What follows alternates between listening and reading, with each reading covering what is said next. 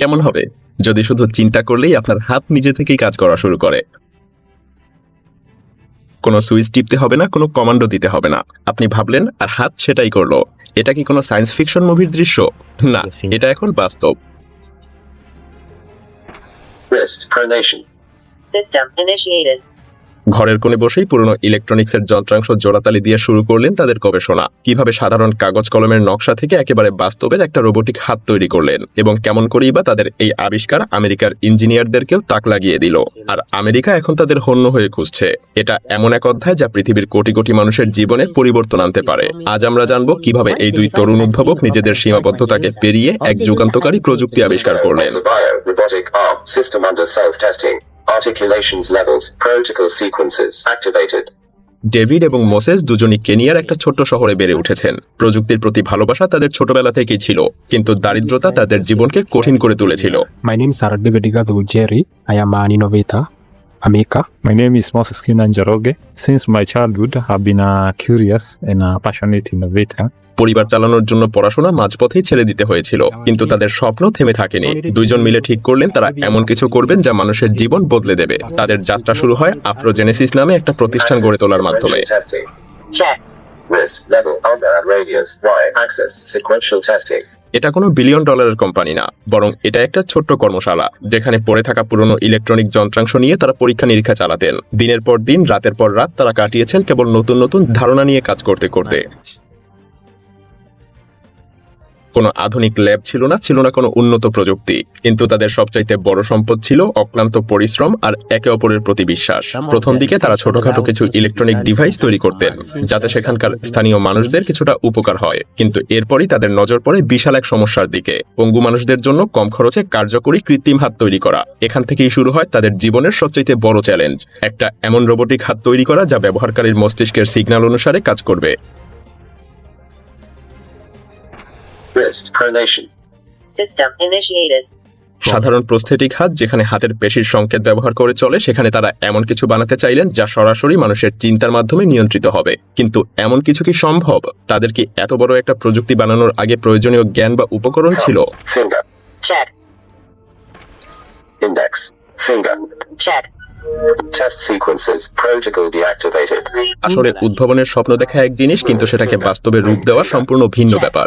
David এবং মোসেসের লক্ষ্য ছিল এমন একটা কৃত্রিম হাত তৈরি করা যা মানুষের চিন্তার মাধ্যমে কাজ করবে। কিন্তু প্রশ্ন হলো কিভাবে? সাধারণ কৃত্রিম হাত বা প্রস্থেটিক লিম্বগুলো মাংসপেশির সংকেতের উপরে ভিত্তি করে কাজ করে, তবে ডেভিড এবং মোসেস সম্পূর্ণ ভিন্ন একটা পথ বেছে নেন। তারা এমন এক নিউরাল নোড বায়োপটেনশিয়াল হেডসেট তৈরি করেছেন যা ব্যবহারকারীর মাথায় পড়তে হয় এবং মস্তিষ্কের তরঙ্গ ধরে রাখতে পারে। যখন একজন ব্যক্তি কোনো বস্তু ধরতে চান, তখন তার মস্তিষ্ক সেই সংকেত পাঠায়, আর এই বিশেষ হেডসেট সেই সংকেত গ্রহণ করে। এরপর সেই সংকেতকে বৈদ্যুতিক তরঙ্গে রূপান্তর করে রোবোটিক হাতে পাঠানো হয়, এবং হাত ঠিক সেই অনুযায়ী নড়াচড়া করে। এই উদ্ভাবনের সবচাইতে আশ্চর্যজনক দিক হলো এটা শুধু মনের ইশারাতেই কাজ করে না, বরং ভয়েস কমান্ড দিয়েও এটাকে চালানো সম্ভব। অর্থাৎ কেউ যদি হাত নাড়ানোর চিন্তা না করতে পারেন, তবে শুধু বলে দিলেই হাত কাজ করবে।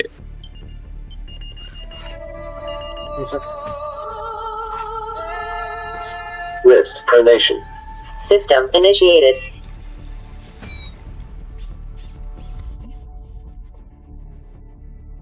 এটা বিশেষভাবে তাদের জন্য কার্যকর যাদের মস্তিষ্কের সংকেত ঠিকঠাকভাবে কাজ করলেও পেশিগুলো দুর্বল হয়ে গেছে। ডেভিড আর মোসেস তাদের কর্মশালায় দিনের পর দিন গবেষণা করেছেন, পরীক্ষা চালিয়েছেন, ব্যর্থ হয়েছেন, আবার নতুনভাবে চেষ্টা করেছেন। তাদের প্রথম প্রোটোটাইপ ঠিকঠাকভাবে কাজ করছিল না, মস্তিষ্ক থেকে আসা সংকেতের শক্তি যথেষ্ট ছিল না, তাই তারা এটাকে আরো সংবেদনশীল করতে উন্নত সেন্সর যুক্ত করেন। এরপর তারা একটা বিশেষ রেডিও ফ্রিকোয়েন্সি ট্রান্সমিটার ব্যবহার করেন যা সংকেতগুলোকে আরো শক্তিশালী করে রোবোটিক হাতে পাঠাতে পারে। এটা শুধু গতানুগতিক কৃত্রিম হাতের বিকল্প না, বরং তার চাইতেও অনেক বেশি উন্নত। সাধারণ কৃত্রিম হাত ব্যয়বহুল এবং অনেক জটিল প্রশিক্ষণের প্রয়োজন পড়ে, কিন্তু এই হাত সহজেই ব্যবহার করা যায় এবং তুলনামূলকভাবে এটা অনেক সস্তা। তবে উদ্ভাবন মানেই তো সহজ কিছু না। নতুন কিছু বানাতে হলে ব্যর্থতার সঙ্গেই সবচাইতে বেশি বন্ধুত্ব করতে হয়, আর ডেভিড এবং মোসেসের জীবন যেন সেই ব্যর্থতা সংগ্রামের এক একটা অধ্যায়। অর্থের অভাব, প্রয়োজনীয় সরঞ্জামের অভাব, গবেষণার সুযোগ না পাওয়া, তাদের জীবনে এসব চ্যালেঞ্জের যেন কোনো শেষ ছিল না। তাদের সবচাইতে বড় সমস্যা ছিল কোথা থেকে তারা শুরু করবে। তাদের ছিল না কোনো ল্যাব, না ছিল কোনো দামি যন্ত্রপাতি, তাই তারা সিদ্ধান্ত নেন শহরের বর্জ্য ফেলার জায়গা থেকেই তারা প্রয়োজনীয় যন্ত্রাংশ সংগ্রহ করবেন। দিনের পর দিন তারা ইলেকট্রনিক বর্জ্যের স্তূপ ঘেটে পুরনো কম্পিউটারের সার্কিট, ভাঙা মোটর সেন্সর এবং ব্যবহার করা ব্যাটারি সংগ্রহ করেছেন। এসব থেকেই তারা বানিয়েছেন তাদের নিজেদের প্রথম প্রোটোটাইপ। প্রতিবার ব্যর্থতার পর তারা সমস্যার কারণ খুঁজে বের করতেন, নতুন সমাধান খুঁজতেন এবং আরো উন্নত মডেল তৈরি করতেন। Started the thought of thinking how to start machines that will help persons living with disabilities. কেবল এই রোবোটিক হাতি না, বরং তারা আরো অনেক উদ্ভাবনী কাজ করেছেন। কোভিড-19 মহামারীর সময় তারা এমন এক জীবাণুনাশক ডিভাইস তৈরি করেছিলেন যা স্বয়ংক্রিয়ভাবে যে কোনো জিনিসকে জীবাণুমুক্ত করতে পারে। এছাড়া তারা এমন একটা বায়ু বিশুদ্ধকরণ যন্ত্র তৈরি করেছিলেন যা বাতাসের ভাইরাসকে ধ্বংস করতে সক্ষম। কিন্তু সবচাইতে বড় চ্যালেঞ্জ ছিল অর্থের অভাব। নতুন নতুন আবিষ্কার করতে গেলে গবেষণার জন্য প্রচুর টাকার দরকার হয়, কিন্তু তাদের সেই সুযোগ ছিল না। তাই তাদের নিজেদের উদ্ভাবনগুলোকে আরো উন্নত করতে গেলে প্রয়োজন ছিল বিনিয়োগকারীদের সমর্থন। কিন্তু দুর্ভাগ্যজনকভাবে কোনো বড় প্রতিষ্ঠান তাদের সাহায্য করতে এগিয়ে আসেনি। এখন প্রশ্ন হলো, তাদের এই উদ্ভাবনের আসলে ভবিষ্যৎ কি? এটা কি সত্যিই বিশ্বব্যাপী মানুষের জীবন বদলাতে পারবে? আর তারা ভবিষ্যতে কি বা প্ল্যান করছে?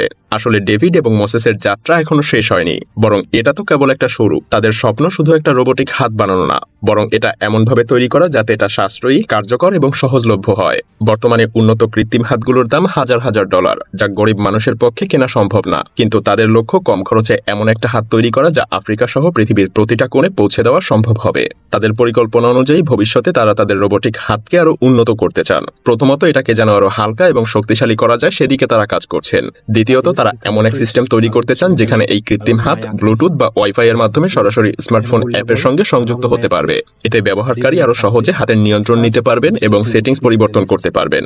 সত্যি বলতে, তাদের এই সংগ্রামের গল্প আমাদেরকে একটা বড় শিক্ষা দেয়। সফলতার জন্য কখনোই বড় ডিগ্রি দরকার হয় না, দরকার হয় বড় স্বপ্ন আর অদম্য পরিশ্রম করার দক্ষতা।